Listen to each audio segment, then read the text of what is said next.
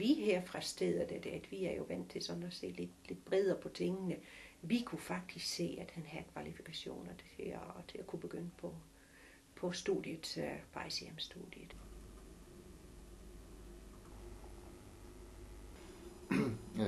Mit navn er Tamim Shakil. Jeg kommer oprindeligt fra Afghanistan. Jeg er gift. Jeg har 2 børn.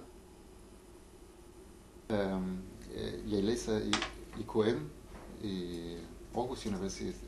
Han er ingeniørhøjskolen i Herning. Og IKM står for International Kommunikation og Multimedia. For en højere uddannelse og en drøm. Jeg har altid haft drømmen at komme på en universitet. Og jeg har aldrig været i stand til at få en uddannelse. Det var først faktisk i Danmark. Udover studium, jeg har også et lille arbejde om eftermiddagen, og jeg går rent noget i klasselokalerne for aftensundervisning.